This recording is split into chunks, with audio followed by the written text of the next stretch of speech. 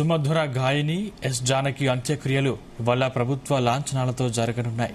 సాయంత్రం 5 గంటలకు మైసూరులో జరిపేందుకు కుటుంబ సభ్యులు నిర్ణయించారు. కాగా ఆమె పార్థివ దేహాన్ని సాయంత్రం 4 గంటల వరకు మహారాజా కాలేజీ గ్రౌండ్స్లో ఉంచనున్నారు. సాయంత్రం 5 గంటలకు కనియరహుండి గ్రామంలోని ఫామ్ హౌస్లో ప్రభుత్వ లాంఛనాలతో అంత్యక్రియలు నిర్వహించేందుకు ఏర్పాట్లు జరుగుతున్నాయి.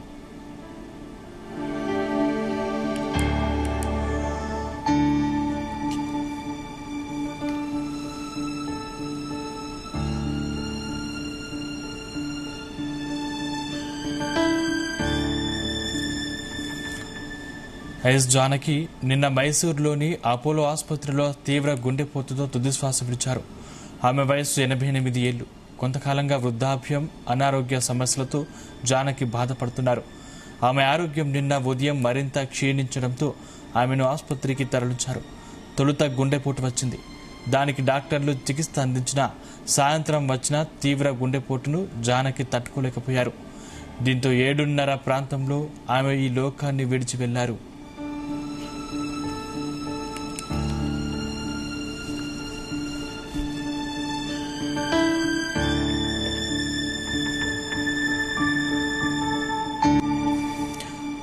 ఆసుపత్రిలో చేరిన సమయంలోనే ఆమె పరిస్థితి విషమంగా ఉందని తెలిసింది.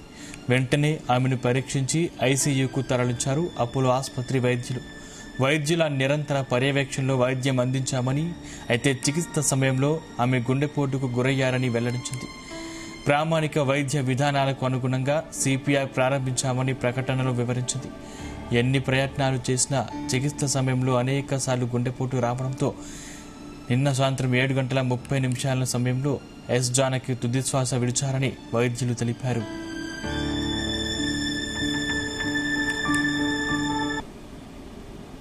Was brought to hospital emergency around 1 p.m. afternoon with history of fever. When she came, she was quite critical with a low BP.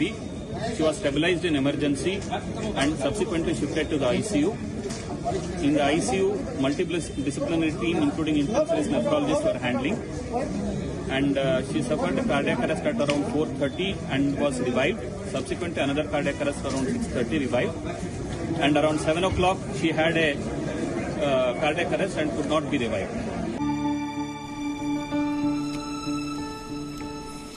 1938 April 23న గుంటూరు జిల్లా రేపల్లె తాలూకా పాలపట్ల గ్రామంలో ఎస్ జానకి పుట్టారు. వాళ్ళ నాన్న సిస్టా శ్రీరామమూర్తి ఆయుర్వేద వైద్యం చేసేవారు. 6 అక్క చెల్లెల్లో జానకి 4వ వారు. వాళ్ళ కుటుంబం తెలంగాణలోని కరీంనగర్ జిల్లా సిరిసిల్లలో కొంతకాలం ఉండి తర్వాత రాజమండ్రి చేరింది.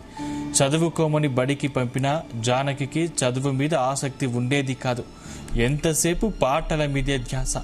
తన 3వ ఏట నుంచి అనేక కార్యక్రమాల్లో పాల్గొనడం మొదలుపెట్టారు. ఉద్దండులైన సంగీత విద్వాంసుల వద్ద శిష్యరికం చేశారు.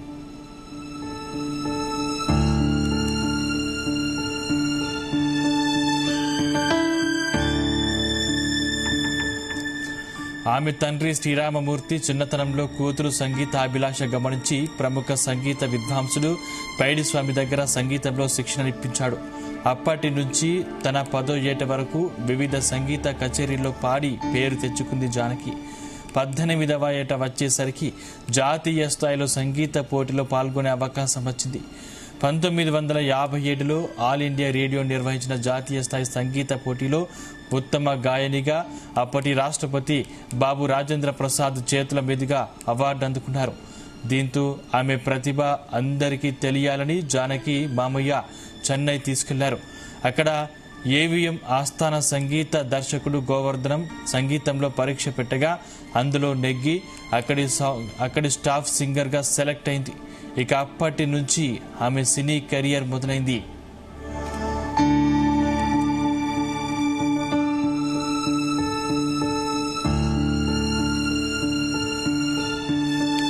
జానకి గాయనిగా అడుగుపెట్టిన తొలి ఏడాదిలోనే దాదాపు 6 భాషల్లో 100కు పైగా పాటలు పాడటం విశేషం. గాయనిగా తొలిపాట 1957 ఏప్రిల్ 4న రికార్డైంది. 16 రాన తెలుగు అమ్మాయిలైన జానకి తన తొలిపాట తమిళంలో పాడటం విశేషం.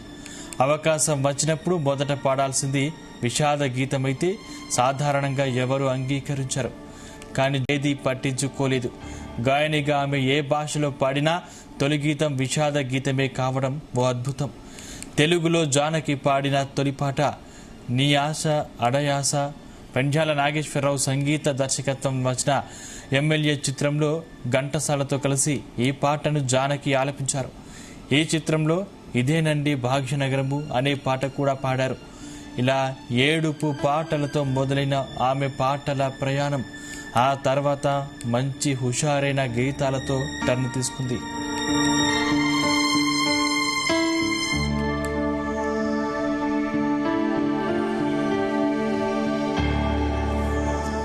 తొలినాళ్లలో తమిళంలో వచ్చినంత పేరు తెలుగులో రాలేదనే చెప్పాలి. గాయనిగా జానకి మంచి బ్రేక్ ఇచ్చిన చిత్రం కొంచెం సలంగై అనే తమిళ చిత్రం. సుబ్బయ్య నాయుడు సంగీత దర్శకత్వంలో వచ్చిన ఈ చిత్రంలో సన్నాయితో పోటీపడి జానకి పాడిన పాట ఆమెకెంతో పేరు తీసుకొచ్చింది. ఈ చిత్రాన్ని తెలుగులో మురిపించే మువ్వలుగా డబ్బింగ్ చేశారు. ఈ మూవీలో వచ్చే నీలీలా పాడేద దేవా అంటూ జానకి ఆలపించిన ఈ పాటకు ఆమెకు తెలుగులో ఎనలేని క్రేజ్ తీసుకొచ్చింది. ఈ చిత్రం తర్వాత జానకి తెలుగులో అవకాశాలు చాలానే వచ్చాయి. అయినా తెలుగులో గాయనిగా స్థిరపడటానికి ఆమెకు చాలా సమయం పట్టింది.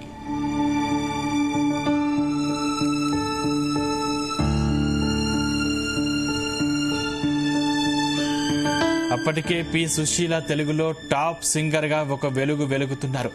అప్పటికే తమ చిత్రాల్లోని ఫస్ట్ గ్రేడ్ హీరోయిన్లకు పి సుశీలతోనే పాటలు పాడించేవారు అప్పటి మ్యూజిక్ డైరెక్టర్స్. టాలెంట్ ఉన్న సెకండ్ గ్రేడ్ హీరోయిన్ల పాటలకు మాత్రమే జానకి పరిమితం అయ్యేవారు. 1961లో విడుదలైన బావా మరదళ్ళు చిత్రంలోని నీలి మేఘాలలో గాలి కెరటాలలో పాటతో తెలుగు ప్రేక్షకులకు వీణుల విందు చేశారు జానకి. 1964లో విడుదలైన పూజఫలం చిత్రంలో వచ్చే పగలే వెన్నెల పాటతో ఆమెకు గాయనిగా ప్రత్యేక స్థానం దక్కింది. అప్పటి నుంచి వెనక్కి తిరిగి చూడలేదు.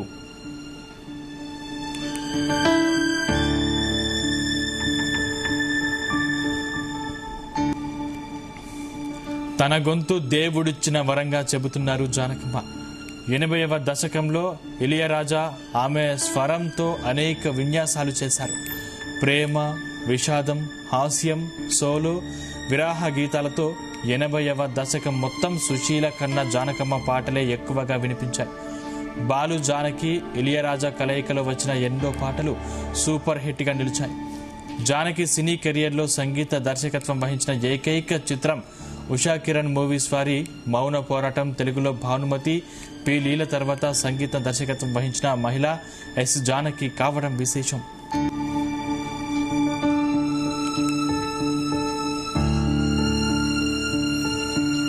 కె విశ్వనాథ్ డైరెక్షన్లో చక్రవర్తి స్వరకల్పనలో వచ్చిన సప్తపది చిత్రం జానకి సినీ జీవితంలో మైలురాయుగా నిలిచిపోయింది. చిన్న పిల్లాడిలా, గోవులు కాసే గోపాలుడిగా 2 వైవిధ్య గాత్రాలతో పాడిన గోవులు తెల్లన గోపయ్య నల్లన పాట ఆమెకు ఎనలేని కీర్తి ప్రతిష్టలు తెచ్చాయి.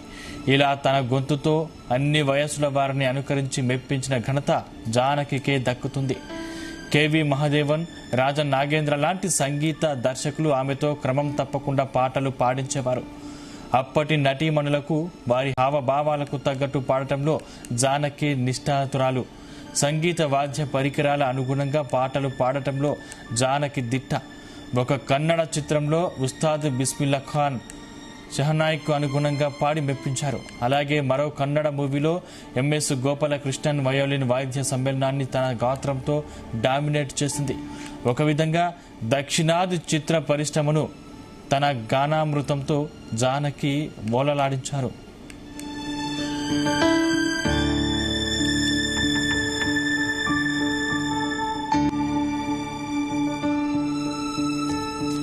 దాదాపు అనేక భాషల్లో 50,000కు పైగా పాటలు పాడిన జానకిని వరించినటువంటి అవార్డులకు లెక్కే లేదు. 4 జాతీయ అవార్డులతో పాటు వివిధ రాష్ట్రాలకు చెందిన 25కు పైగా స్టేట్ అవార్డులు ఆమె వశమయ్యాయి. తెలుగులో గాయనిగా 10 నంది అవార్డులు దక్కడం విశేషం. తెలుగులో వచ్చిన సితార చిత్రానికి గాను ఆమె పలికిన జిలిబిలి పలుకులకు జాతీయ అవార్డు వెతుక్కుంటూ వచ్చింది. తమిళనాడు ప్రభుత్వం నుంచి ప్రతిష్టాత్మక కలైమామణి కర్ణాటక ప్రభుత్వంచే బసవ భూషణ్ అవార్డు జానకమ్మను వరించాయి.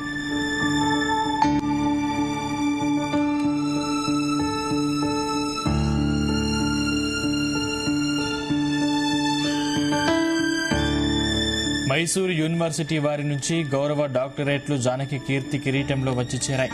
అయితే కేంద్రం ఆమెను పద్మభూషణ్తో సత్కరించింది. కానీ ఆ అవార్డును తిరస్కరించింది. లతా మంగేష్కర్ వంటి వారికి ఇచ్చిన భారతరత్నకు తాను అవార్డులు ఇస్తే భారతరత్న ఇవ్వాలని కోరింది.